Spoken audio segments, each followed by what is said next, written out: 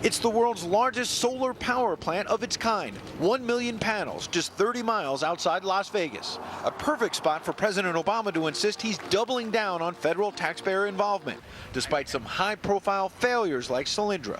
One member of Congress, who shall remain unnamed, called these jobs phony. You know, if these guys were around when Columbus set sail, they'd be charter members of the Flat Earth Society. The problem for the president? Job growth is flat too, with the solar company here employing fewer than a dozen full-time staffers, though they note there will be more jobs if 2 other proposed plants go through. And there are questions about the electricity output here too. This plant cranks out just 58 megawatts per hour to power 17,000 homes, while a typical coal-fired power plant can produce 600 megawatts an hour and about 7 times the electricity. The president responds solar is just one piece of his all-of-the-above approach and declared he will not back down from pouring in more taxpayer money. The current members of the Flat Earth Society in Congress, they would rather see us continue to provide $4 billion in tax subsidies to the oil companies. $4 billion to an industry that is making record profits.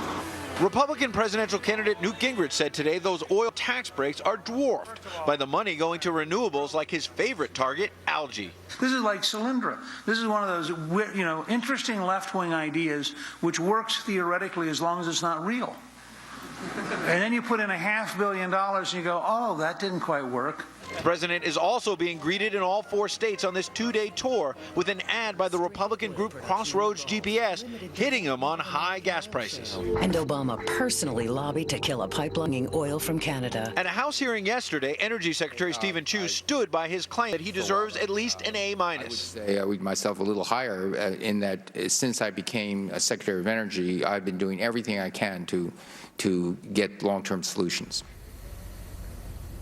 In a nod to Solyndra, the president today said some companies will succeed, some will fail. Meanwhile, tomorrow he will reiterate his support for a small part of the Keystone Pipeline from Oklahoma to the Gulf, which Republicans say is not enough. Brett?